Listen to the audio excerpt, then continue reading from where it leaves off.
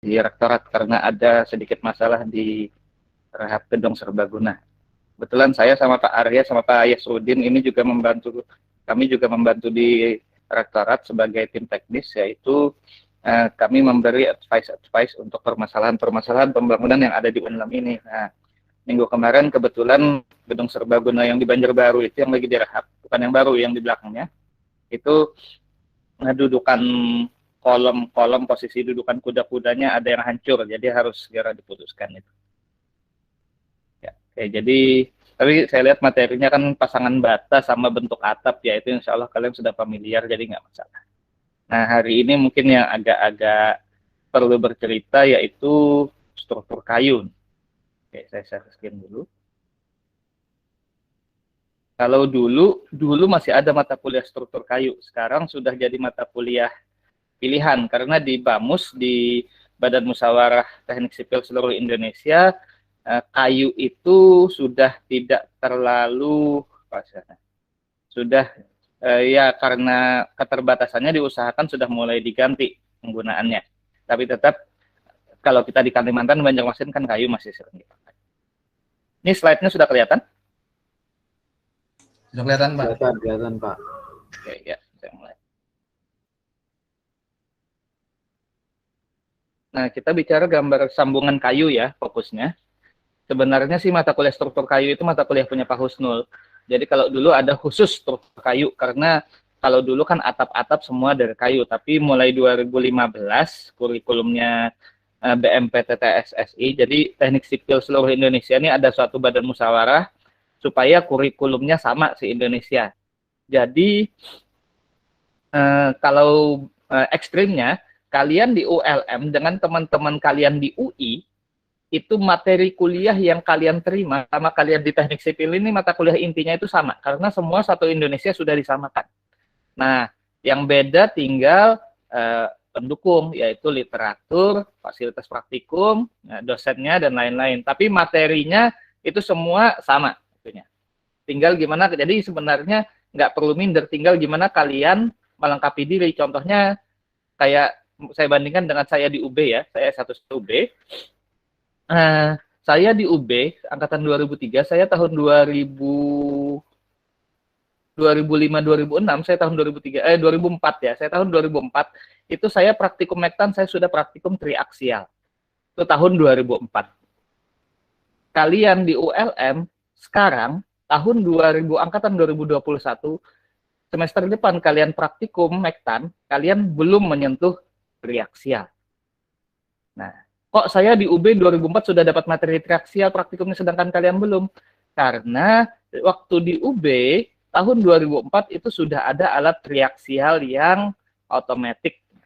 Kita baru punya tahun 2017, 2000 kita punyanya sekitar 2016, 2017, dan itu pun sampai sekarang kita masih menggunakan, makanya belum dikeluarkan buat praktikum. Tapi materi waktu kalian Mektan 2, materi triaksial akan tetap disampaikan. Nah, jadi kalian akan tetap dapat materi triaksial, cuman bedanya di mana? Kayak saya bilang tadi, di posisi alat pendukung, laboratorium terutama. Nah, nanti kalian akan lihat ini. Tapi secara materi kuliah sama, jadi selama kalian bisa melengkapi kekurangan-kekurangan itu nggak masalah. Nah, sekarang kita bicara kayu. Kayu ini sekarang material yang sulit ya, contohnya galam. Katanya galam sudah mau habis. Kenapa? Karena ya pemakaian kita dengan tingkat pertumbuhan kayu itu nggak imbang, banyakkan habisnya daripada yang ditanam. Nah, makanya kalau di kurikulum nasional, kayu ini sudah dikurangi dengan harapan kita tidak terlalu banyak menggunakan material konstruksi kayu lagi supaya kayu nggak habis. Tapi itu kan di nasional, di Kalimantan tetap kita harus bicara kayu. Nah, sekarang kalau di pasaran, ada beberapa istilah. Pertama, ada kayu gelondongan. Itu kayu utuh yang habis ditebang dari pohonnya. Kalian sering lihat mungkin di TV-TV kayu yang masih, ya pohon masih besar gitu kan, potong atas bawah, ranting-rantingnya diangkut, ditarik, nah itu kayu gelondongan. Kemudian kayu gelondongan kita kupas, itu jadi kayu dolk atau kayu dolken. Jadi kayu gelondongan yang pohon tadi itu kita kupas kulitnya jadi kayu dolken. Nah kemudian kayu dolken itu kita potong-potong, jadilah kayu-kayu yang dijual di pasaran sekarang. Yang kalian bisa lihat kalau di Banjar kan di daerah Kampung Melayu situ. turun jembatan Pasar Lama ke sana. Nah, itu kan banyak orang jual-jual kayu. Nah, itu tinggal mau ukuran berapa. Kalau ukurannya 5 cm kali 7 cm, itu kita biasa bilang usuk. Kalau 2 sampai 2 kali 3 cm itu reng. Nah, tinggal kalian mau ukuran berapa. Asalnya dari pohon jadi kayu gelondongan, kemudian dikupas jadi kayu dolken. Kayu dolken kita potong-potong jadi ya reng, usuk, dan lain-lain. Nah, sebenarnya dibanding bahan bangunan yang lain ya, kayu itu mempunyai sifat yang khas, terutama kekuatannya besar, kenyal, ulet, keras, dan mudah dikerjakan. Nah, terutama di sini dibanding dengan beton adalah kenyal atau elastisitasnya ini. Jadi sebenarnya kayu itu dia, kalau beton itu kan kaku ya, masif kan ya. Beton kalau kita kena, kalian bayangkan statika, kalian sudah belajar statika balok sederhana, dua tumpuan AB, kalian bebani beban terpusat di tengah. Beton kalau kita ini beban terpusat di tengah, sampai batasnya dia akan hancur, akan pecah. Kalau nggak ada tulangannya itu akan belah dua beton itu. Tapi kalau kayu dia tidak akan langsung pecah, dia akan melendut, melengkung, melengkung, melengkung, sudah melengkungnya nggak kuat lagi, baru tak. Nah itu. Nah, tapi kalau beton kalau nggak ada tulangan, truk langsung pecah gitu. Nah itu salah satu keunggulannya. Tapi selain itu juga ada kerugiannya, yaitu pertama mudah terbakar. Nah, siang ini tadi baru sampai ada beritanya di daerah Pengayuan di Liang Anggang masih kebakaran itu. Saya lihat tadi di media sosial itu masih kebakaran itu di daerah Pengayuan itu. Nah, itu agak lama padamnya karena yang terbakar kayu itu. Kemudian tidak tahan lembab, mudah lapuk dan dapat berubah bentuknya. Nah, dapat berubah bentuknya ini terutama dia kadang-kadang bisa nyusut kalau terlalu kering. Nah, pemakaian kayu sebagai bahan bangunan ini didasarkan pada tingkat keawetan dan kekuatannya.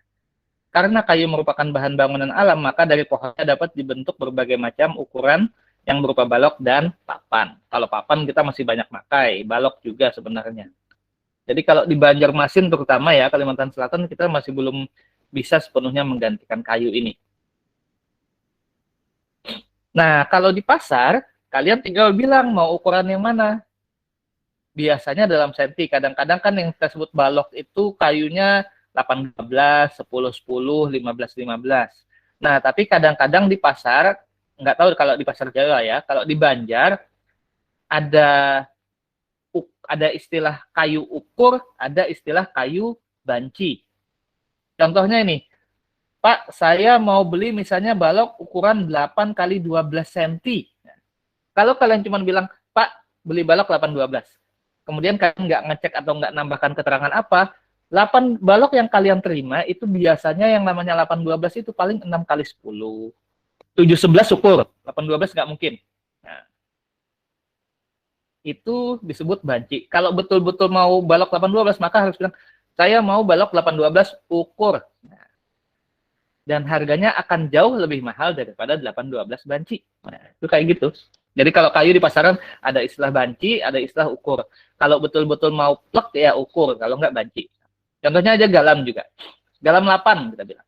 Diameter 8 cm. Yang datang paling 6-7 cm diameter. 8 ukur, nah itu akan dia carikan dulu. Dan lebih mahal. Kenapa? Karena dia harus mencarikan yang betul-betul pas. Nah itu kalau kalian beli kayu ya, hati-hati diperhatikan. Nah di pasaran, blok ada 6-12, ada 6-10, ada 8-12, 10-10, 15-15 misalnya. Nah papan ini tergantung, tapi rata-rata ketebalannya adalah 2 cm, 2-4 cm kalau papan ya, papan kayu.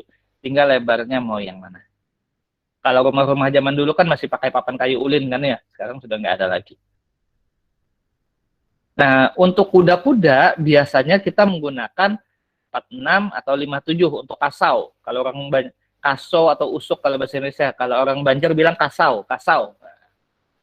Reng kasau katanya. Nah, jadi habis kuda-kuda duduk kasau, duduk reng itu di situ. Baru pelepet itu untuk masang genteng biasanya. Tapi kalau kita pakai genteng metal langsung aja habis reng langsung genteng metal. Nah, kasau itu 46 atau 57, reng itu 23 atau 3 kali 4 ya. Pelepet ini buat apa sih namanya? Genteng tanah liat biasanya 13, 14, 16.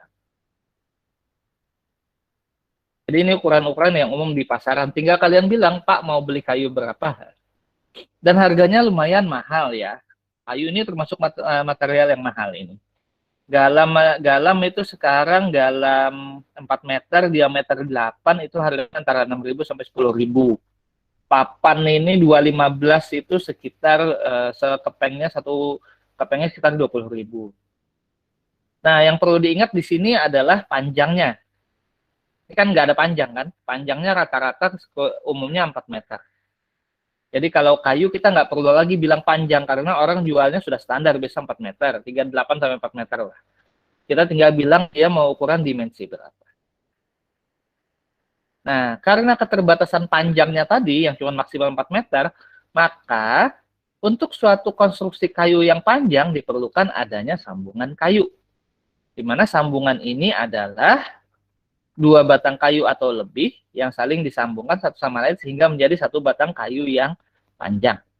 Pengertian hubungan kayu adalah dua batang kayu yang saling dihubungkan satu sama lain pada satu titik tertentu sehingga menjadi satu bagian konstruksi. Nah, ini yang akan kita bicara hari ini adalah sambungan kayu. Perlu diperhatikan syaratnya, yaitu pertama dibuat sesederhana mungkin, tapi kokoh. Kenapa harus sederhana, Pak? Kenapa? Karena kalau bentuknya macam-macam, bayaran tukangnya mahal. Nah, ini aja kalau kalian biasanya ya, selama ini kalau misalnya, Pak, sambung. Nah, kalau kita minta bentuk sambungan yang bukan yang biasa dikerjakan tukang ya, tukang itu kan pasti ada, saya biasa ngerjakannya kayak gini. Kalau kita minta bentuk yang enggak dia terbiasa, itu bayarannya nambah rokok satu kotak lah. Nah, silakan dites kalau nggak percaya. Atau ekstrimnya aja kadang-kadang nyambung, dia pakai paku, kita minta pakai baut, itu udah nambah rokok berapa slop itu. Jadi larinya nanti ke biaya. Jadi dibuat sesederhana mungkin tapi kokoh, jangan sampai kena beban lepas, itu bahaya. Terus hindari menakik atau menakik ini apa ya, memahat kayu yang dalam. Perhatikan penempatan sambungan. Nah, ini yang sering keliru nih penempatan sambungan, nanti kita bahas. Kemudian harus tahan terhadap gaya yang bekerja padanya. Konstruksi dibuat yang pas, jangan menggunakan kayu yang cacat. Rusak yang pasti posisi sambungan. Nah, pada prinsipnya sambungan kayu dapat dibagi tiga, yaitu ada arah memanjang, ada melebar, ada menyudut. Ada lagi bersusun dan dengan pengunci. Nah, sekarang ini sebelum kesambungan macam-macam, ada yang menarik di sini. Nah, ini yang harus diperhatikan, perhatikan penempatan sambungan. Kira-kira baiknya nyambung kayu itu gimana ya? Ada yang tahu?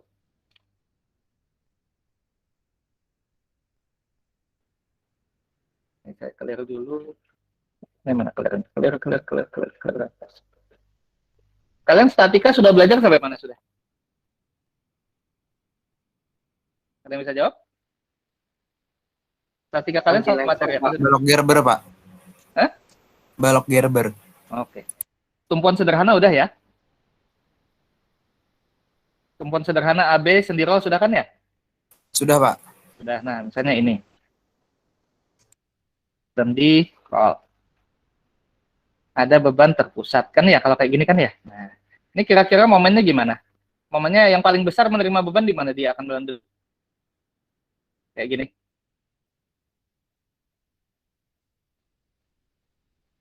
Sudah kayak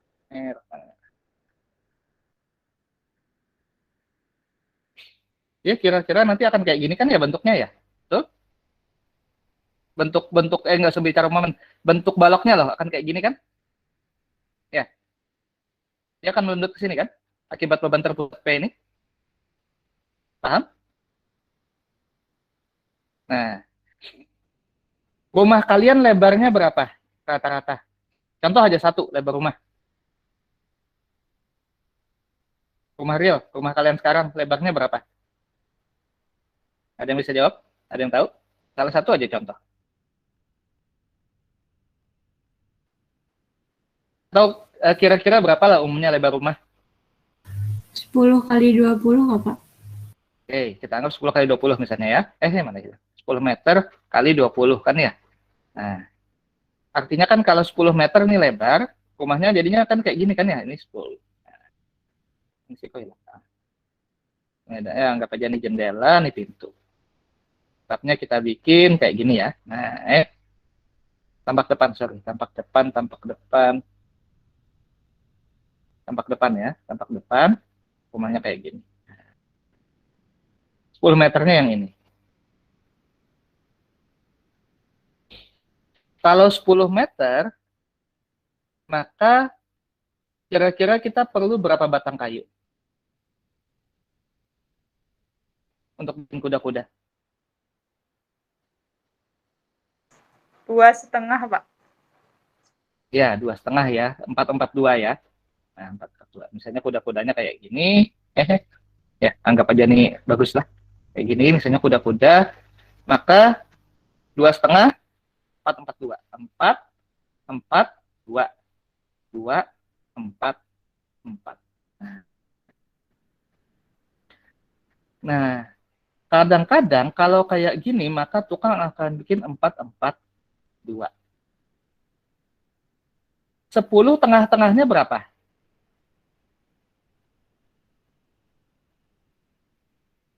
10 tengah-tengahnya berapa? 5. 5. Nah, 5. Posisi kalian di 4-4-2. Ini nggak apa-apa. Nah, tapi kalau kita perhatikan di sini, maka posisi yang 4 yang ini, saya kasih warna lain.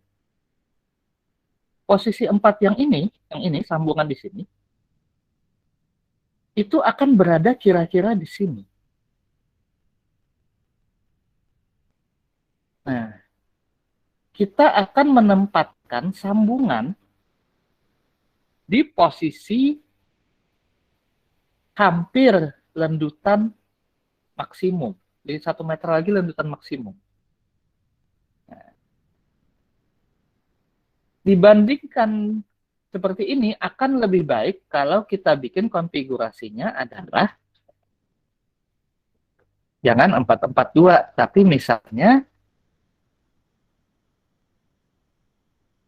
3-4-3. 3-4-3. Kenapa? Karena posisi 3 ini itu akan geser ke sini. Jadi, lendutan yang diterima oleh sambungan di sini itu akan lebih kecil daripada yang diterima di sini. Betul kan ya logikanya? Bisa nangkap? Coba lihat dulu.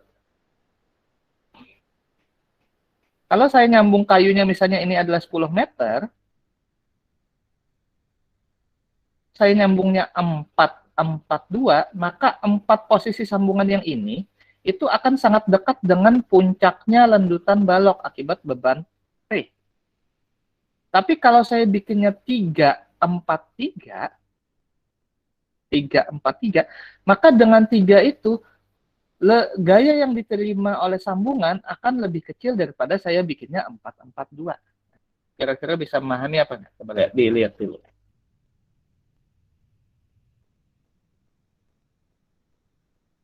Misalnya 10 tadi. Nah, 10 kan tengah-tengahnya 5, artinya lendutan maksimum ada di posisi 5 kan ya.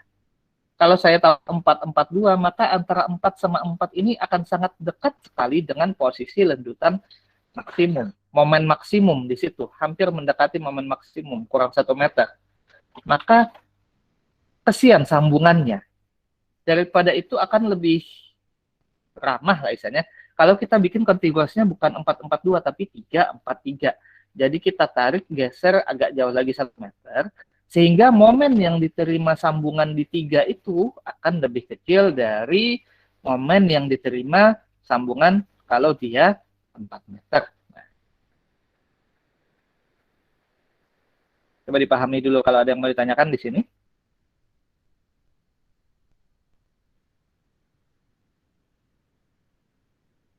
Masih mending kalau 10. Nah, kadang-kadang yang lebih ekstrim lagi ada yang contohnya, misalnya, saya tambah lagi. Misalnya 4, rumahnya 8. Nah, rumahnya 8 meter kuda-kudanya. Kita nyambungnya di 4-4. Maka sambungan ini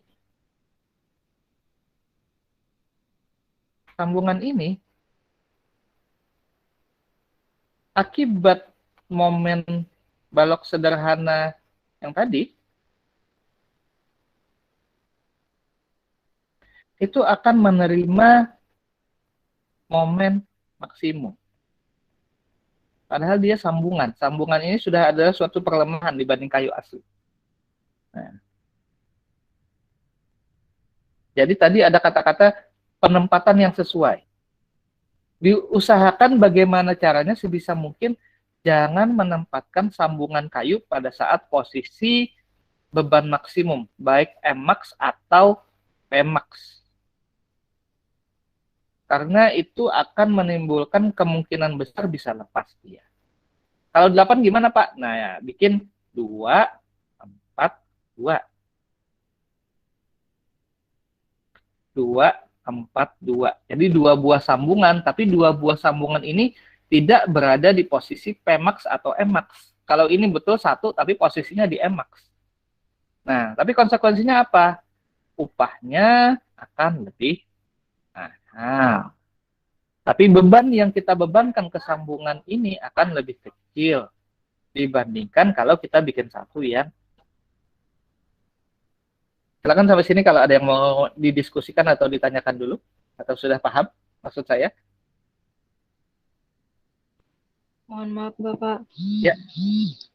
Untuk yang masalah yang biaya lebih mahal apa tadi itu maksudnya kayak gimana Pak? Ini. Kalian bisa bayangkan gini. Kita nyuruh tukang bikin satu bentuk kayak gini sama kita nyuruh tukang bikin 2 bentuk yang kayak gini. Nah, maka biasanya ya pengalaman saya secara sama ini, tukang akan minta tambahan upah. Karena biasanya dia bikin 1, kita suruh bikin 2. Kan lebih repot kan, iya kan ya? Nah, itu maksudnya upahnya lebih mahal di situ. Tapi secara kekuatan struktur, ya dia tidak akan menerima Pmax di sini. Ya ada konsekuensi lah ininya. Bisa paham? Iya Pak, terima kasih Pak. Ya. Kalau masalah bebannya gimana? Kalian kan sudah belajar statika, saya harap kan bisa tahu Mmax, Pmax itu kan. Kan kalau beban terpusat, Mmax-nya kan di tengah. Nah, kalau 8, 4 kita taruh sambungan di tengah. Sudah sambungan ini suatu perlemahan, kita bebani Pmax sama Mmax lagi. Ya, kalau sambungannya nggak bagus, lepas dia. Kesian kuda-kudanya. Akan lebih baik kita tarik 4-4. Tapi realnya di lapangan karena upah yang mahal ini biasanya ya tetap kita laksanakan yang kayak gini. Ya bismillah aja lagi. Paling mengandalkan kekuatan plat penutupnya.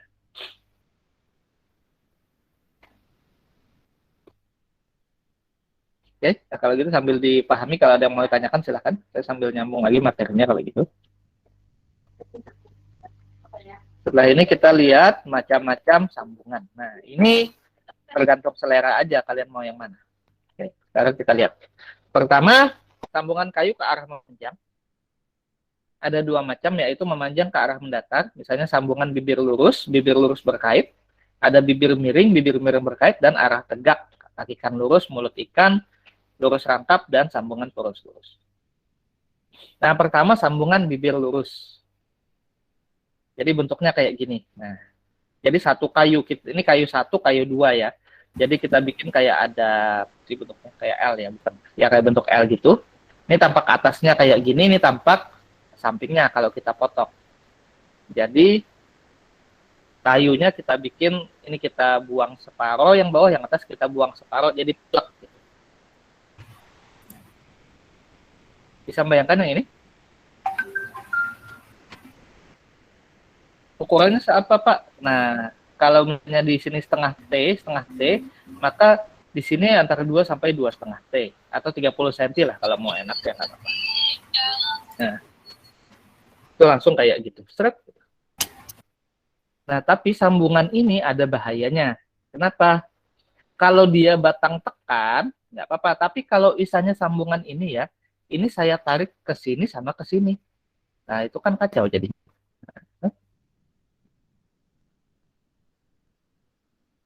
Saya bisa draw Kak ya. Oke, saya draw yang ini. Misalnya ini ya, nah ini. Ini sambungannya yang ini. Ini sambungannya. Nah, ini kayu 1, ini kayu 2. Nah, jadi 2 buah kayu itu Yang kayu satu potong atas, kayu dua potong bawah. Ini bentuk sambungannya. Jadi seakan-akan seperti itu. Nah, tapi kalau bentuk kayak gini, ini kalau saya tarik ke sini dan ini ke sini, lepas dia. Ya kan ya? Nah, ini kan didesain untuk menahan kan. Nah, dan perlu kalian perhatikan, coba perhatikan di sini. Tadi kita masih bicara 8 itu 2, 4, 4. Tapi kalau kita perhatikan, sebenarnya di sini akan ada wilayah yang hilang sebesar 2 sampai 2,5 T. Ada pengurangan.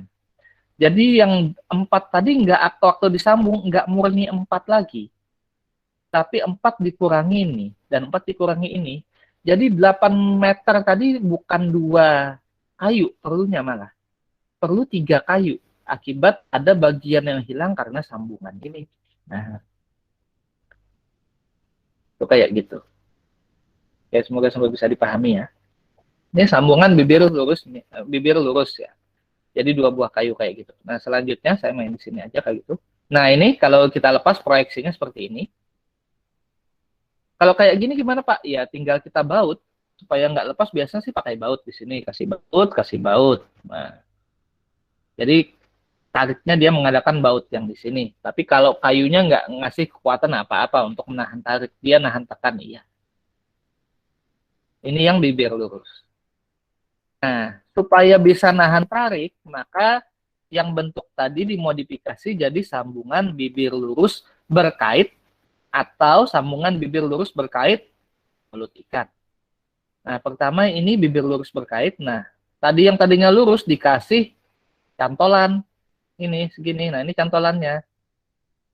Kasih cantolan ini supaya kalau pas ditarik, minimal ada ini nih yang nahan. Meskipun kecil, tapi paling nggak kan ada nahan lah. Kalau tadi kan nggak ada nahan sama sekali, diles sama sekali. Jadi yang ini yang menahan itu. Besarnya sebesar apa? Ya dari sini, pokoknya total sambungannya antara 2,5 sampai 3 kali tebal kayu. Dan tebal ininya pun paling 1/5 tebal kayu. Kita bisa bayangkan kalau kayunya 8 cm kan potong-potong kan tinggal 4 cm kan. Ini 4 cm, 4 cm, nah tinggal berapa senti lagi kecil sekali ini. Ini tampak atasnya. Nah, jadi kalau kita pecah proyeksi miringnya jadi seperti ini. Nah, tadi ada bibir lurus berkait, ada bibir lurus berkait mulut ikan. Nah, perhatikan atas dan bawah. Ini rata. Ininya rata. Jadi mengaitnya dia rata. Ini adalah yang bibir lurus berkait. Nah, tapi kalau kita perhatikan yang di bawah, kalau kelihatan, yang di bawah ini pada saat posisi di sini, ini kan rata nih, kayunya rata kan kelihatan rata. Nah, posisi di sini ini ada bentuk. Ada bentuk kayak nambah segitiga ininya. Nah, ini kan ada bentuk di sini, perhatikan ini. Ini kan ada, jadi kalau tampak atas dia kan nggak ada tampak atasnya. Saya gambar sini. Jadi kalau ini tampak atasnya dia kayak gini. Nah, tapi kalau yang ini tampak atasnya dia kayak gini, lurus. Nah, ini yang namanya mulut ikannya itu yang ini. Nah, ini kan ini mulut ikan. Ininya lurus, nah di sini kelihatan. Nah, ini kelihatan mulut ikan dari sini. Jadi kalau ini bibir lurus berkait, ini bibir lurus berkait mulut ikan. Kekuatan mulut ikan apa? Gunanya apa? Nah, kalau bibir lurus dia cuma nahan gaya horizontal. Tapi kalau dia ketemu gaya dari arah sini, lepas dia. Nah, tapi kalau ada mulut ikan ini, dia kalau kena gaya dari sini, itu masih nggak lepas. Kenapa? Karena ada penguncinya di sini. Jadi dia ngunci arah vertikal, arah horizontal, arah diagonal. Nah, itu di situ. Ini kalau yang mulut ikan. Sambungan bibir lurus. Jadi kalau bibir lurus itu bentuknya kayak gini, berkait, artinya ada kaitnya. Kalau mulut ikan tambah lagi. Nah, kalau nggak lurus, maka ada yang miring. Ini seperti yang pertama tadi. Sambungan bibir miring dan bibir miring berkait. Ini bibir miring biasa, kita bisa lihat di sini. Ini cuma naruh aja. Ini kalau kita tarik, ya lepas. Nggak ada kaitnya kan di sini. Tapi kalau misalnya dia kena dari vertikal, oke lah, tinggal main bautnya kan gimana. Ini bibir lurus, bibir miring biasa. Sebesar apa pakikannya ini? Antara 1/8 sampai 1/6 dari tebal. Nah, jadi kalau dilepas kayak gini. Tapi ini tidak ada kontribusi apa-apa untuk menahan gaya tarik. Kalau gaya tekan masih oke. Nah, supaya ada kontribusi terhadap gaya tarik, maka ditambah berkait. Nah, bentuk tadi dimodifikasi dikasih kait ini. Nah, kasih kaitnya di sini. Kaitnya. Jadi, dia bisa nahan tarik. Ini seperti ini. Apa namanya? Proyeksinya. Nah, kalau kuda-kuda, biasanya kuda-kuda sambungan kuda-kuda itu tukang-tukang bikin yang kayak gini. Nah, meskipun ini sebenarnya tarikannya nahan itu cuma segini lah. Kecil lah. Tukang biasa bikin kayak gini kalau yang sambungan kuda-kuda. Ini yang bibir miring, bibir lurus. Nah, itu untuk balok. Untuk nyambung balok ya. Nah, untuk nyambung kolom, maka kita pakai pakikan lurus. Nah, ini kalau posisi balok ini, 1, 2, 3, 4, 5, 6 ini. Nah, sekarang kalau kolom pakai kayak gini. Jadi, potong, tek. Nah, sambungan-sambungan kayak gini antara kaki meja sama apa sih namanya? Ya, badannya meja, terus kadang-kadang di kursi kalian bisa lihat posisi-posisi sambungan kayak gini. Jadi, kalau kayak gini kan simpel nih. Potong, tek, tirik. Nah. Kemudian, ini yang pakikan lurus. Ada lagi yang mulut ikan. Nah, yang mulut ikan ditambah ininya, miring. Nah, kelihatan mulut ikan kan bedanya kalau yang tadi kan lurus, yang ini mulut ikan. Nah ini tampak sampingnya kelihatan. Ini ada mulut ikannya di sini. Jadi kalau kayak ini tadi, ini kan kalau dapat gaya dari arah sini, arah kayak gini, saya dorong kan dia akan lepas set. Nah, tapi kalau ada mulut ikan, dia akan ketahan di situ, Mas. Ada ngunci lah ininya. Nah, ada lagi yang rangkap. Nah, yang rangkap ini kalau kalian sering lihat di Facebook atau di mana itu yang karpenternya luar gitu, tukang kayunya luar itu kan dia kan sering bikin sambungan-sambungan join kayu yang agak unik-unik. Nah, ini rangkap nih kayak gini. Jadi ini sebenarnya dia masuk ini lepas gitu loh. Gimana ya? Ya kalian bayangkan lah ininya. Nah, bentuknya kayak gini dua. Ini punya atas yang satu, yang bawah punya dua. Jadi dia langsung ngunci seret gitu masuk kayak gitu. Susah sekali tapi bikinnya. Jadi kadang-kadang ya orang kalau tempat kita terutama jarang bikinnya. Tempat kita biasa ya kayak gini bentuknya. Kayak gini susah bikinnya. Tapi dia nguncinya lebih bagus daripada yang mulut ikan. Mulut ikan aja jarang tempat kita bikin. Kita biasanya yang kayak gini aja lurus. Nah kayak gini juga, atau kayak gini. Ini tempat kita juga sering bikin. Potong, jadi ada masuk seperti itu. Ini adalah yang sambungan lurus. Ini lurus rangkap. Ini lurus. Jadi bawah masuk ke atas kunci. Nah, ini kan tinggal potong, gergaji ini main pahat saja di sini. Tampak sampingnya akan seperti ini. Ini masih yang bicara kolom. Jadi ini balok, ini kolom. Nah, kalau rumah-rumah zaman dulu, termasuk rumah orang tua saya, rumah saya juga, itu kadang-kadang kita kan lantainya masih pakai lantai kayu, apalagi kalau zaman dulu kan lantai kayu ulin, atau dindingnya kan dinding kayu kadang-kadang masih banyak tuh kalau kita lihat daerah Sungai Miai, itu daerah Sungai Jingah itu masih banyak itu yang rumah-rumahnya full kayu kan masih banyak itu. Nah, untuk lantai contoh, maka biasanya untuk lantai, itu ada kayak gini, lidah dan alur. Ini ada lidahnya, ada alurnya. Jadi antara dua kepeng papan kayu itu dia ada pengunci, ada masuk tek. Nah, jadi kayak gini. Nah, biasa contoh misalnya ada yang 20 cm, ini 20 cm, maka akan ada lidah yang masuk 1 cm ke alur supaya mengunci. Jadi dia nggak lepas itu. Meskipun sebenarnya papannya ini kan ya papannya kan duduk di atas balok kayu juga tetap. Tapi supaya lebih ngunci lagi kayak gitu. Nah, Ini kalau jadi satu, ada lagi yang lidahnya lepasan. Jadi kayak gini. Jadi alur-alur taruh lidah di tengah. Ini lebih gampang bikin daripada bikin kayak gini. Kenapa? Kalau bikin kayak gini kan yang satu ini kayunya nggak bisa pas 20, harus lebih. Kalau nggak hilang nanti. Nah, tapi kalau gini kan pas 20, kita potong-potong bisa. Kalau zaman, nah, terus ada lagi lidah berspawning dan alur. Jadi di atas lidah ada lagi alurnya di sini. Papan-papan ini zaman dulu sih masih banyak orang jual sudah bentuk kayak gini. Jadi sudah bisa langsung tinggal pasang, nggak perlu bikin baru lagi. Kalau kayak gini ada bedanya apa? Ini ada spawning di sini, 5 mili. Ini biasanya untuk alur jalannya air atau supaya misalnya ada variasi gitu. Jadi dinding atau lantainya itu nggak flat gitu, nggak rata. Jadi di atasnya ini ada spawning. Spawning itu lubang yang ini. Nah ini kan kelihatan. Nah ini.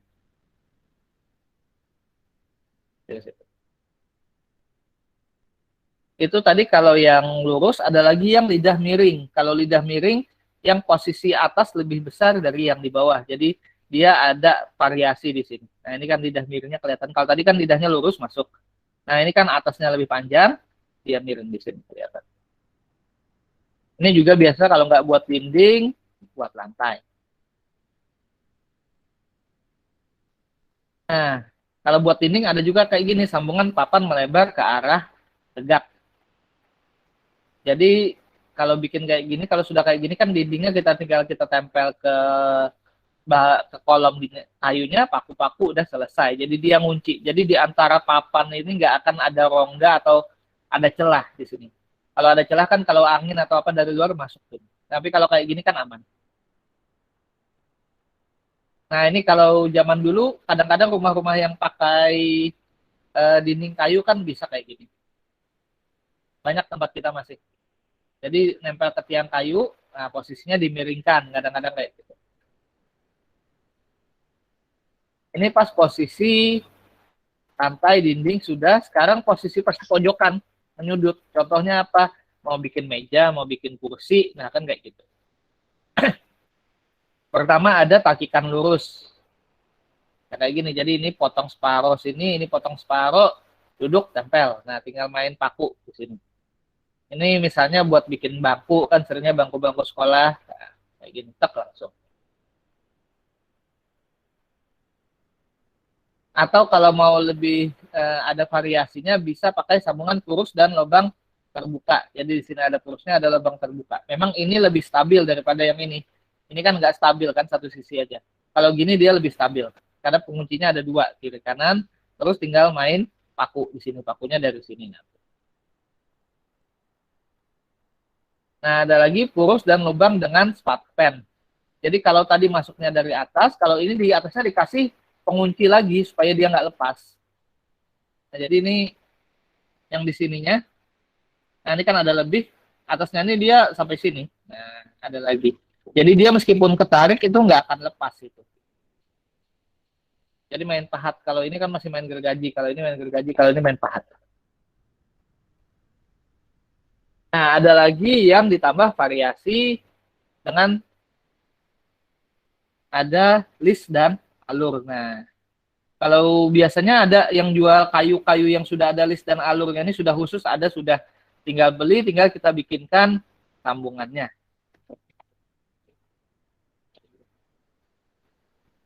Nah, itu kalau pas di pojokan. Kalau pas di tengah-tengah, contohnya apa? Contohnya ranjang kayu. Nah, itu kan masih banyak. Ranjang kayu, maka ranjang kayu itu biasanya kan kayak gini papan tengahnya. Ini yang papan tengah. Ini dini ranjangnya, ini yang papan tengahnya. Jadi dia kan akan masuk tek ke situ. Nah, ini saya yakin kalian sudah biasa lah. Kalau yang sering bantu orang tua atau sering bongkar-bongkar tilam sudah tahu ini. Nah, bisa bayangkan kayak gitu.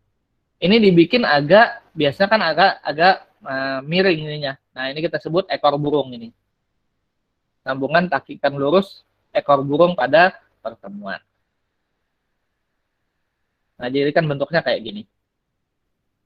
Kelihatan ini ya di ranjang-ranjang kayu banyak lah. Saya yakin di rumah masing-masing ada itu. Silakan bisa dilihat sendiri. Itu kalau posisi mendatar. Kalau posisi berdiri, nah kadang-kadang kayak gini, porus dan lubang terbuka dan sambungan porus dan lubang tertutup. Kalau lubang terbuka ini sampai ke ujung, kalau tertutup dia setengahnya aja.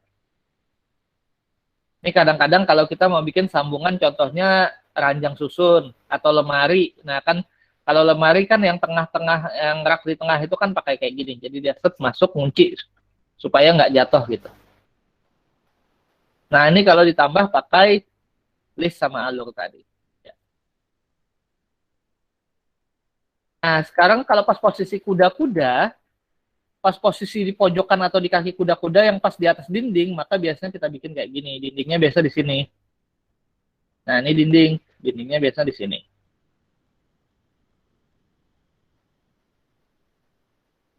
Ini adalah sambungan porus dan lubang dengan gigi tegak.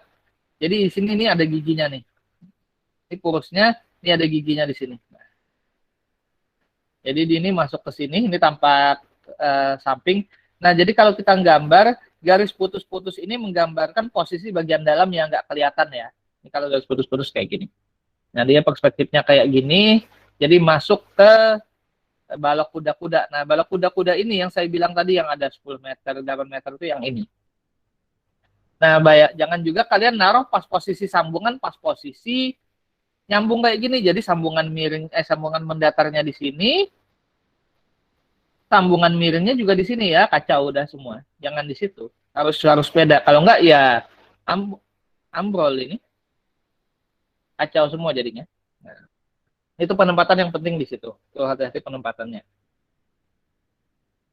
Atau ini dan gigi sambungan lurus dan lubang dengan gigi dan garis bagi. Nah, itu di sini. Nah, kalau tadi kan giginya rata. Kalau ini giginya miring. Kemudian posisi pas di atas atau di tengah-tengah, kita menggunakan takikan lurus ekor burung dengan perkuatan dan sambungan raveling ekor burung di sini. Ini pas posisi di tengah-tengah di sambungan biasanya kan kayak gini. Nah ini kuda-kuda misalnya, set. Nah pas posisi di sini. Ini kan sambungan antara balok sama kolom itu. Nah kita pakai kayak gini biasanya. Ini baloknya, ini kayu balok, ini kayu kolom yang bawah. Supaya ada penguncinya di situ. Ini balok, ini kolom. Atau kayak gini juga bisa sama. Tinggal mau pakai yang mana. Nah, kalau ini bentuknya kayak gini, ada tangga-tangganya.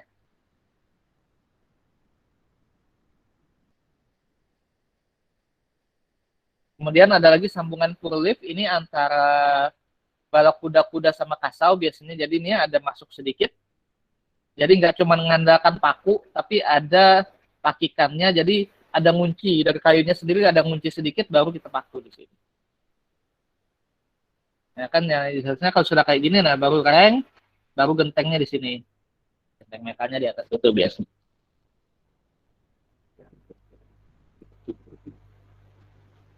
Nah ini tadi kalau kita mau nyambung kayu. Nah, kadang-kadang kita perlu juga mempertebal. Jadi dua buah, kalau tadi kan dua buah papan disambung. Kalau ini dua buah papan disusun. Nah, dilapis, dua buah papan dilapis. Nah, kalau dua buah papan dilapis, maka biasanya di tengah-tengah. Pertama kita pakai baut, kemudian kadang-kadang di tengahnya kita kasih juga.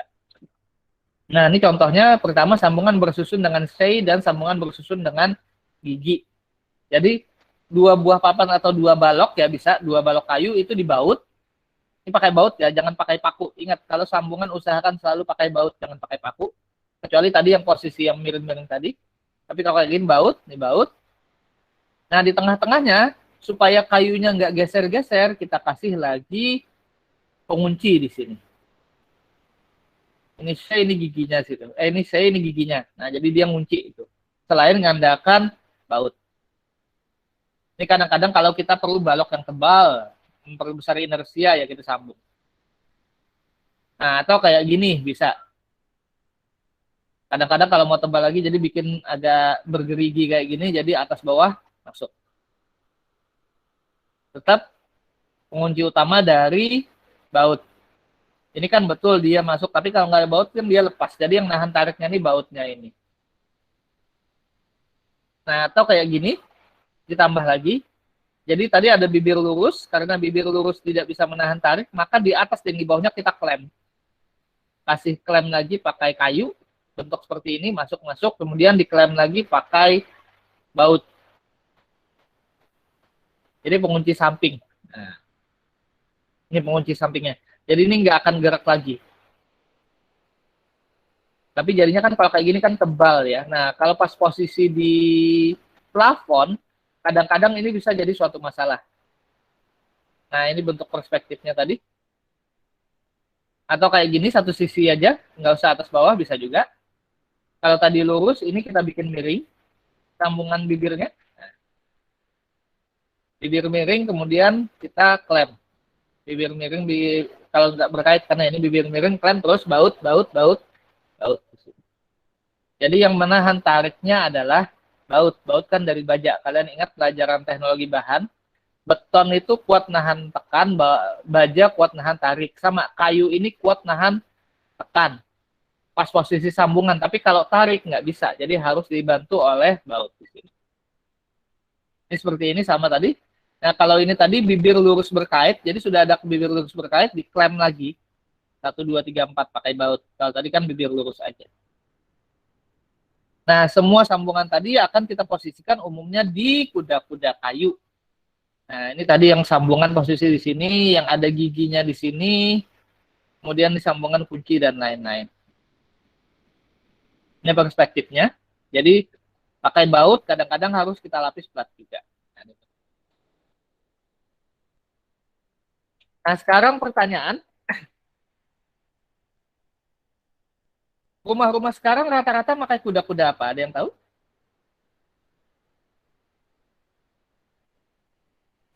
Pakai gewel ada, Pak. Apa? Pakai gewel. Gewel itu bahan-bahan. Oke, gewel. Oke, bahannya apa? Bata, Pak. Oke, bata di sini kan ya. Nah, sekarang kalau bahan kuda-kudanya, kalau rumah-rumah yang baru sekarang, ada yang pernah perhatikan? Ringan. Ya? Pakai baja ringan, Pak. Ya, betul. Pakai baja ringan. Nah, kira-kira kenapa ya orang kok lebih milih baja ringan daripada kayu? Ada yang tahu? Atau ada yang pernah bikin rumah?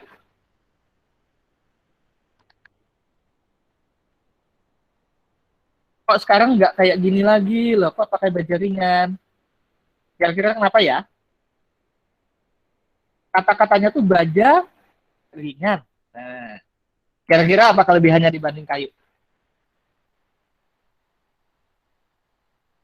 Beratnya gimana? Beratan siapa?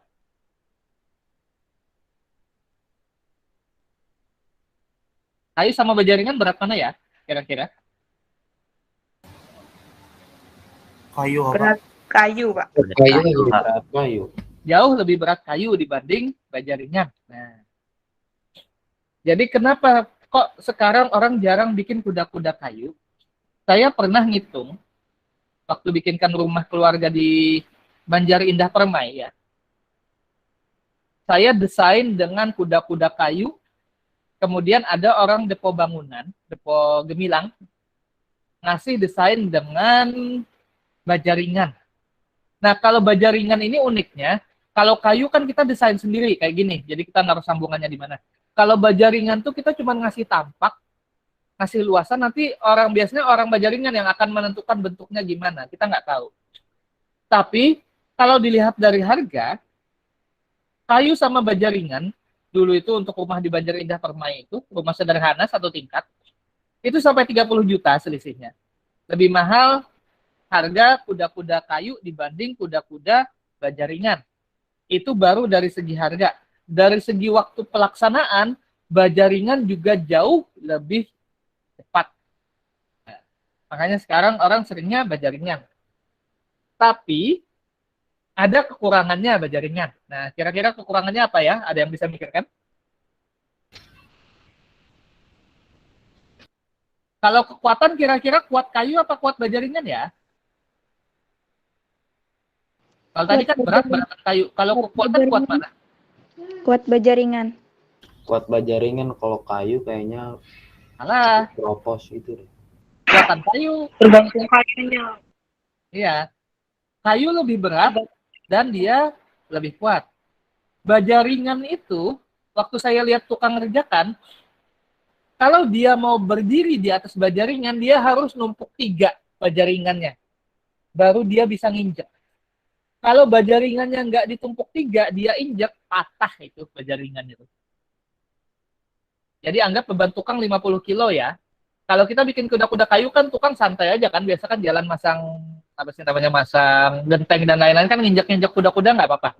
Kuda-kuda baja ringan kalau sudah jadi itu kalian injak, yang ada kalian amblas ke bawah.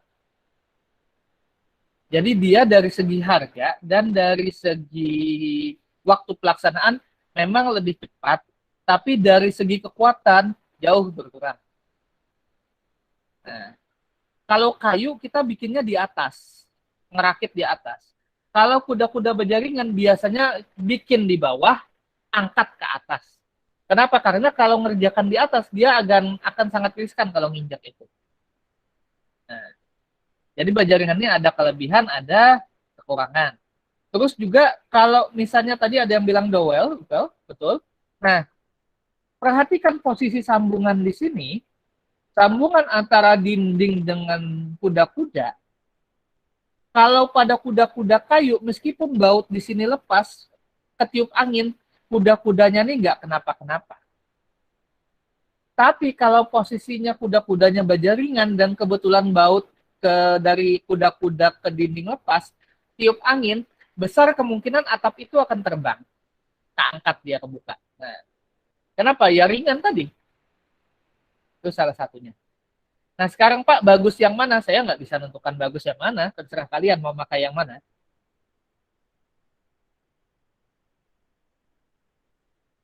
Masing-masing punya kelebihan, punya kekurangan. Kalau kemarin karena dengan harga selisih 30 juta itu ya suatu duit yang lumayan jumlahnya, akhirnya kemarin ya oleh keluarga diputuskan pakai baja ringan. Oke, nggak apa-apa. Jadi kalau sudah kayak gini, kalau sudah bikin bangunan, bikin rumah, ya kembali ke yang punya bangunan dan yang punya duit mau pakai yang mana. Yang mau ditanyakan dulu untuk kayu sampai sekarang, silakan. Sebelum kita masuk ke penghawaan. Jadi saya nggak akan ngajari cara gambar baja ringan ya, karena yang ada akan keliru semua. Baja ringan ini caranya kalau kita mau pakai baja ringan adalah kita bikin tampak depan, tampak atas, tampak samping, kita kasih ke vendornya, dia yang akan menentukan bentuk dalamnya gimana. Pokoknya jadinya kayak gini. Nah, kita nggak bisa menentukan kayak gini. Kalau kuda-kuda kayu kita bisa rencanakan. Oh kan panjangnya 4. Nanti sambungannya sini, sini, sini. Nah kalau baja ringan enggak. Bahkan kalian lihat sendiri brosur-brosurnya. Sekarang sampai sini kalau ada yang mau tanyakan buat sambungan kayu.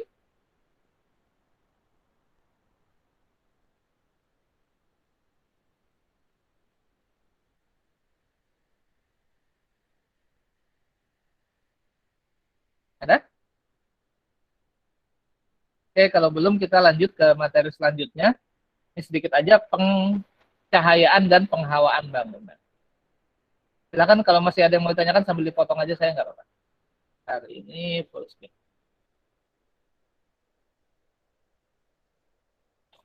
Nah, tadi kita sudah bicara kuda-kuda. Sekarang kuda-kuda kaitannya kemana? Kaitannya kuda-kuda salah satunya adalah ke kenyamanan bangunan.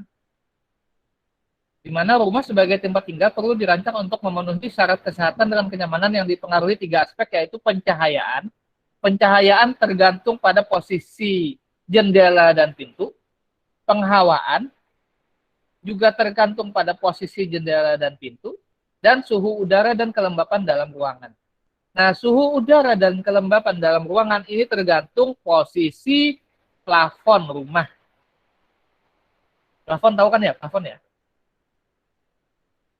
Tahu kan? Ya, saya nggak tahu lah. Nah, gimana hubungannya Pak? Kalau rumah kalian plafonnya tinggi, itu akan cenderung suhunya lebih sejuk dan kelembapannya akan berkurang karena sirkulasinya bagus. Tapi kalau plafonnya mempas, misalnya 2,5 meter itu cenderung akan pengap itu di situ. Kenapa? Karena sirkulasi udara itu dia di atas mendekati plafon. hawa panasnya akan naik ke atas. Nah, pencahayaan pertama matahari sebagai potensi terbesar yang dapat digunakan sebagai pencahayaan alami pada siang hari. Pencahayaan yang dimaksud adalah penggunaan terang langit dengan ketentuan sebagai berikut. Kalau cuacanya keadaan cerah dan tidak berawan, ruangan kegiatan mendapatkan banyak cahaya dan ruangan kegiatan mendapatkan distribusi cahaya secara merata. Pencahayaan itu gampang kalian lihatnya. Kalau suatu rumah atau suatu bangunan pada siang hari masih harus pakai lampu, artinya pencahayaannya ada sesuatu yang salah di situ, atau mungkin ya pencahayaannya kurang optimal. Kalau pencahayaan itu sudah optimal desainnya, maka pada siang hari kita tidak perlu lampu. Karena cahaya matahari itu cukup lewat jendela, lewat pintu, dia bisa menerangi bagian dalam ruangan. Kecuali kalau memang didesain misalnya ruangannya harus kedap cahaya, oke. Tapi kalau umum, gampangnya, kalau siang hari kita masih perlu lampu, maka pencahayaan di ruangan itu adalah kurang. Gampang lihat. Kualitas pencahayaan alami siang hari ditentukan oleh kegiatan yang butuh daya penglihatan. Kita mau ngapain di ruangan itu, lama waktunya, tingkat kehalusan jenis kegiatannya, sinar matahari langsung minimal 1 jam setiap hari. Nah, cahaya efektif dapat diperoleh dari jam 8 sampai jam 4 sore. Dan distribusi cahaya diharapkan merata dalam ruangan dan tidak menimbulkan kontras. Nah, kalau lewat dari jam 4 matahari masih masuk, itu kadang-kadang malah pengap jadinya. Kalau sebelum jam 8, malah silau, kan di situ. Jadi usahakan posisi rumah kita itu diterangi matahari jam 8 sampai jam 4. Itu tinggal tergantung sudut rumah kita terhadap sudut matahari. Ini kualitas-kualitas pekerjaan yang memerlukan pencahayaan. Nggak apa-apa, skip aja. Nah, ini dalam bangunan, kualitas pencahayaan itu dipengaruhi 3 faktor. Pertama, faktor langit. Ada bangunan di sekitar apa enggak. Kemudian refleksi luar dan faktor refleksi dalam. Faktor langit dipengaruhi oleh komponen-komponen langit, yaitu pencahayaan langsung dari cahaya langit. Nah, kalau kita bikin bangunan atau bikin rumah, dan kebetulan di sekitar kita sudah ada bangunan yang lebih tinggi dari bangunan kita, maka faktor langitnya akan rendah. Kenapa? Kita tidak bisa mengharapkan pada siang hari bangunan kita full diterangi oleh matahari secara langsung. Kenapa? Karena ya ada bangunan-bangunan lain di sekitar yang menutup cahaya matahari itu. Kan agak sulit. Nah, ada lagi refleksi luar. Itu juga akibat adanya bangunan-bangunan di sekitar. Contohnya kayak gini. Jadi arah mataharinya ke situ sudah oke, tapi ternyata akibat penghalang dia akan membalik ke dalam. Atau refleksi dalam. Nah, refleksi dalam ini contohnya apa? Contohnya kita naruh cermin pas di seberang jendela. Jadi kalau pas posisi cahaya matahari itu full di jendela, ketemu cermin, malah di dalam rumah jadinya silau, kelebihan. Ada reflecting lagi di situ. Jadi naruh cermin, naruh prisma, atau naruh perhiasan kristal dan lain-lain itu harus diperhatikan efeknya. Nggak bisa secara teori, tapi harus kalian lihat, oh cahaya matahari masuk dari sini, nanti refleksinya kemana, itu harus dilihat. Nah, penghawaan, supaya kesegaran udara masuk, maka harus ada ventilasi. Dimana yang bagusnya adalah udara yang mengalir masuk sama dengan volume udara yang ada di dalam ruangan. Dan udara yang masuk tidak berasal dari asap dapur atau bau kamar mandi atau WC di sini. Nah, ini penting. Jadi posisi dapur dan kamar mandi atau WC itu usahakan ventilasinya langsung buang keluar, jangan kembali ke dalam. Makanya kalau kita perhatikan dapur-dapur modern, misalnya kalian jalan-jalan ke UFO, ke Depo Gemilang, ke Depo Bangunan itu, biasanya dapur itu dia punya penangkap asap sendiri yang langsung buang keluar. Kenapa? Karena kalau tanpa itu yang ada yang umum selama ini, termasuk di rumah saya juga, pada saat masak, asap itu masuk ke dalam rumah. Jadi dari dapur asapnya masuk ke dalam, akhirnya semua satu rumah malah kadang-kadang apalagi kalau lagi bakar ikan, itu malah bau semua. Kalau kamar mandi atau WC biasa kan karena septic tank umumnya sudah kita posisikan dia berada di luar rumah itu nggak masalah lagi. Tapi asap dapur ini loh yang kadang-kadang agak sulit. Nah, yang bagusnya adalah asap dapur itu langsung keluar rumah, jangan masuk ke dalam ruangan lain selain dapur. Nah, penerapannya untuk penghawaan ruang dapur dan kamar mandi yang memerlukan peralatan bantu seperti blower exhaust fan, maka harus memenuhi ketentuan, lubangnya tidak mengganggu kenyamanan bangunan sekitar dan tidak mengganggu ruang kerja, ruang kegiatan dalam bangunan. Jadi contohnya tadi misalnya kita sudah pakai penangkap asap, exhaust blower, kemudian kasih exhaust fan, naruh lubangnya jangan juga langsung ke posisi tetangga, kesian tetangga nanti. Jangan mengganggu kenyamanan bangunan sekitar. Nah, tapi jangan juga meski mentang-mentang nggak ada tempat ya buang keluar ke dalam lagi kan ya kembali ke ruang keluarga dan lain-lain jadinya. Misalnya masuk nggak ada jendela, maka nggak ada jendela ventilasi dia akan seperti ini posisinya. Nah, kalau misalnya luas jendela masuk dan luas ventilasi keluar sama, dia akan seperti ini. Inlet and outlet SEM. Nah, kemudian kalau misalnya ventilasinya itu lebih besar daripada jendela yang masuk, ventilasi keluar lebih besar dari jendela masuk, maka dia akan seperti ini. Udara yang masuk bisa lebih besar. Ini contohnya 4 inch outlet, jadi outletnya 4 in, kita pakai ventilasi 4 in. Kalau pakai ventilasi 6 in, ini akan tambah besar lagi. Volume udara yang masuk itu tergantung pada posisi di sini juga. Nah, ventilasi tadi minimal 10% dari total luas lantai untuk pencahayaan juga. Bukaan ini ventilasi dan jendela ya. Kemudian tinggi jendela dari lantai itu bagusnya 70 sampai 80 cm dari lantai. Ini standar. Kemudian luas bukaan minimal 5% dari total luas lantai untuk penghawaan dan 10% dari luas lantai untuk pencahayaan. Jadi kalau sudah 10%, 5% masuk.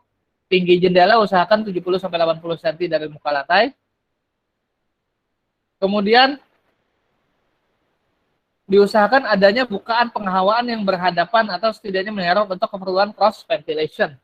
Jadi misalnya udara di luar itu sangat bau atau sangat panas, maka usahakan ada jendela yang berhadapan. Jadi langsung buka semua. Jadi yang masuk sama dengan yang keluar. Jadi dia masuk langsung keluar gininya. Kalau misalnya mau ditahan, biarkan enak aja ya yang keluar tutup. Tapi kalau misalnya ada sesuatu kan bisa kita buka langsung. Nah, ini contoh posisi jendela tadi. Kalau digambarkan di denah, maka ini pintu seperti ini. Ada setengah lingkarannya. Jendela juga ada keterangannya. Dimana tanpa gambar kolom pintu jendela digambar sesuai standar atau keterangan pintu-pintu, keterangan tipenya. Nah, ini contoh gambar tipe jendela. Ini contohnya yang depan, ini jendela 2, kiri kanan, ini pintunya pintu kaca, bukaan kiri kanan. Maka tampak atasnya akan seperti ini kalau waktu gambar di denah. Nah, ini pintunya, jadi pintunya bisa buka kiri, bisa buka kanan. Nah, kalau jendela, ini ada garis hitam lagi di sini. Di belakangnya, jadi seret-seret garis hitam. Nah, ini tanda jendela di sini. Ini tampak samping seperti ini. Ini karena pintunya pintu jendela juga seperti ini. Tapi kalau misalnya bukan jendela, maka yang agak hitam ini hilang. Kayak gitu. Nah, ini contoh pintu yang bukan pintu jendela nih. Ini contohnya besok itu kamar mandi kan, seperti ini. Nah, ini nggak ada yang garis hitam yang tadi nggak ada. Kalau perhatikan di sini kan ada garis hitamnya. Nah, ini PJ. Jadi ada kodenya. Ini kode PJ. Jadi waktu di denah, ini ada PJ di sini. Waktu denah rumah kelihatan ada kata-kata PJ. Untuk apa? Jadi pas lihat PJ tinggal lihat ke detail PJ itu yang mana. Ini P1 contoh bukan setengah. Nah, ini contoh mau jendela yang model gimana nih standar. Jadi ada tampak depan, ada tampak samping, ada tampak atas. Nah, ini pintu bukan samping. Ini jendela artinya kalau kayak gini Maka ini jendelanya jendela mati, nggak bisa dibuka. Nah, kan kayak gini, nggak ada arah bukaannya, jendela mati artinya. Bisa ini satu segmen, J1, ini jendela 3. Jadi dikasih keterangan di denah P2, J1, J3. Jadi orang kalau mau lihat detail tinggal lihat di lembar belakangnya. Oke, sampai sini ada yang mau ditanyakan? Silakan.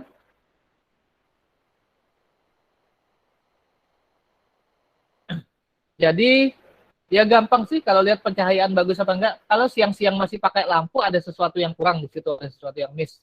Gitu. Kecuali kalau memang didesain nggak menerima cahaya matahari ya. Nah kalau posisi tadi kuda-kuda saat ini ya kalau bikin rumah bikin bangunan memang sebenarnya biasanya masih lebih banyak pakai baja ringan. Tapi ya paling nggak kita tahu lah posisi sambungannya. Kenapa? Karena kadang-kadang itu kita perlukan ininya. Kalau baja ringan ya lumayan sih. Rumah sederhana 30 juta selesainya. Kalau kayak bangunannya besar ya tambah banyak lagi. Yang penting yang saya ingin kalian pahami adalah tadi posisi sambungan jangan di posisi kira-kira itu akan menerima beban maksimum atau momen maksimum. Makanya kalian belajar statika kan duluan. Kalian taruh Pmax-nya di situ, Mmax-nya di situ, sambungannya tanpa baut ya yang ada lepas, nggak ada gunanya sambungan itu. Dan tadi sambungan kayu itu akan mengurangi panjang kayu ya. Jadi kalau 8 itu nggak 4-4. 8 itu kurang. 4-4 nggak akan jadi 8. Paling 7,8 jadinya. Akan hilang sekitar 20 cm akibat ada sambungan itu. Kalau nggak mau hilang, ada sih. Jadi nggak bikin takikan-takikan kayu kalian klem langsung. Tek kayu itu kalian klem. Nah itu nggak perlu sambungan, nggak apa-apa. Tapi kayak gitu kan malah nambah batang kayu lagi tuh. Baluk kayu lagi kalian nambah.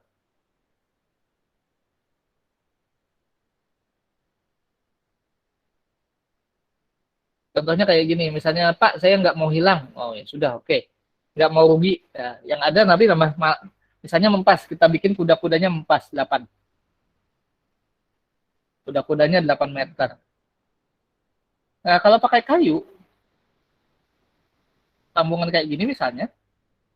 Nah, ini kan kalau ininya 8 cm, maka ini akan hilang 16 sampai 20 cm.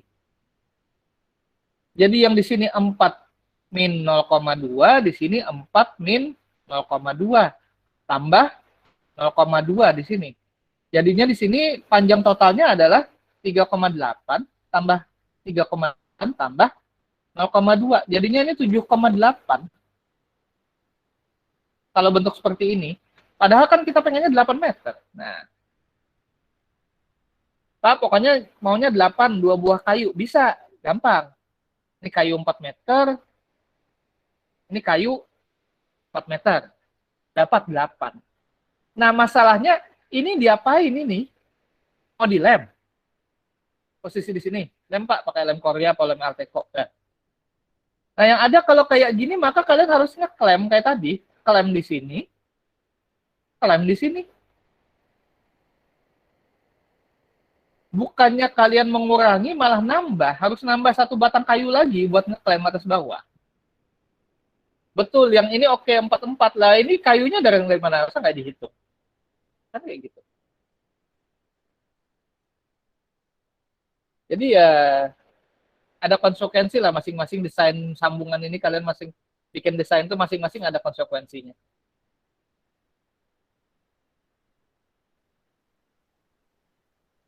Tapi sebenarnya tergantung kreativitas kalian dan tukangnya mau ngerjakan apa enggak.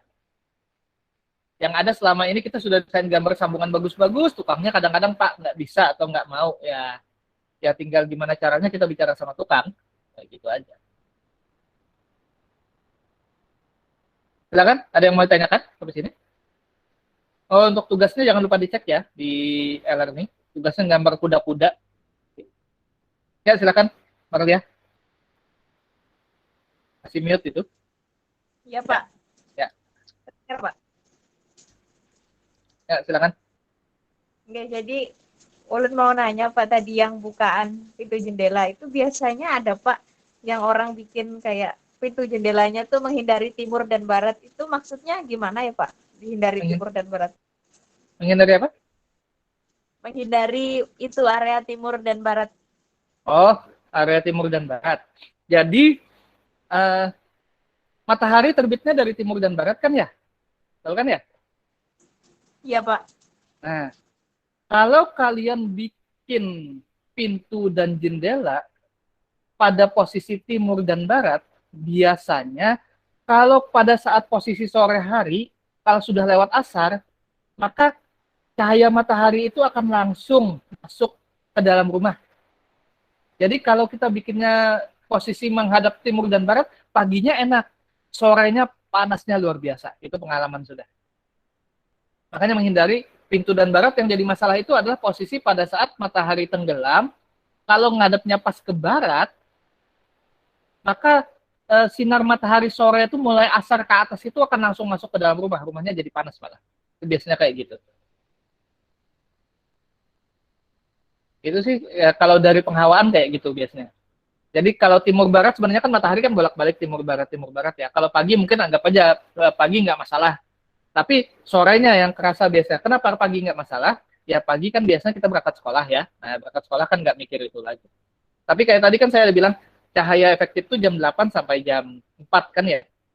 Nah kalau posisi timur barat, sebelum jam 8 cahaya matahari itu akan masuk dari yang posisi timur. Jadi kita kepanasan di pagi.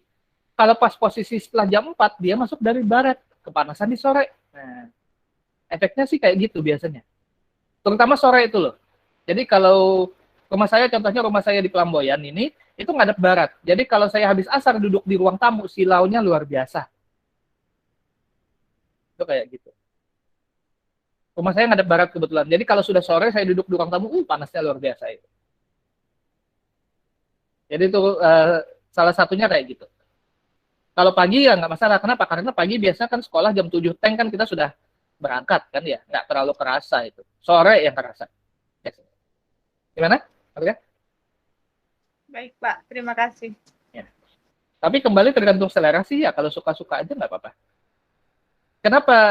Kenapa kadang-kadang dibiarkan aja? Karena kiblat kita, kalau umat muslim, kiblatnya kan, kiblat kita kemana? Kiblat sholat kemana arahnya?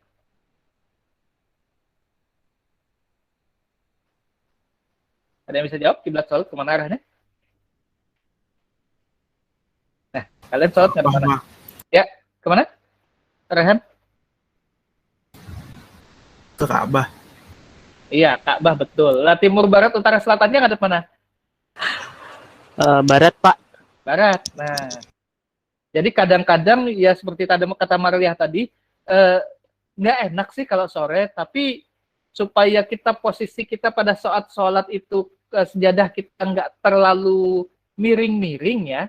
Kadang-kadang kan dari awal sudah diposisikan ngadep barat gitu loh. Nah, supaya enak ininya.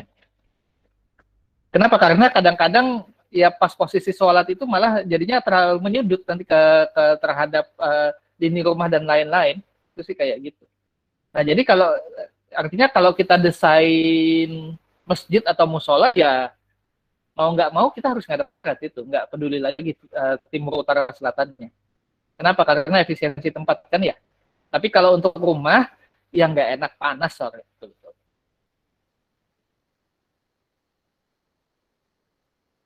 Sebenarnya malah kalau kalian bikin, kalau mau betul-betul ya, menentukan arah rumah itu sulit loh. Pertama apa? Kalau menurut sunnah kan tidur itu jangan menendang, bahasanya. Tidur jangan menendang atau membelakangi kiblat. Nah, artinya apa? Tempat tidur kita atau kamar tidur itu kepalanya hadapnya harus utara selatan. Nah, jadi pada saat tidur kita tidak membelakangi kiblat juga tidak menendang kiblat. Nah, jadi itu menentukan posisi tempat tidur aja sudah bingung nanti. Jadi posisi tempat tidur kenapa? Itu akan menentukan posisi kamar. Belum lagi nanti kamar mandi. Nah, kamar mandi ada sunnah jangan kencing menghadap kiblat. Artinya sama, kembali ke utara selatan juga. Jadi memang sebenarnya dari sunnah-sunnah itu kita diarahkan kalau bisa sih arah rumah kita atau bangunan itu, arah utamanya itu kita mainnya di utara selatan. Gitu, supaya menghindari hal-hal kayak tadi, meskipun kan cuma sunnah, tapi ya paling enggak ya kalau bisa dilaksanakan alhamdulillah kan ya. Susah sekali ininya. Kalau betul-betul mau mempas itu, tapi ya sudah lengkap, jadi sudah diatur semua. Ya, itu intermezzo sedikit. Silakan, ada yang mau ditanyakan lagi?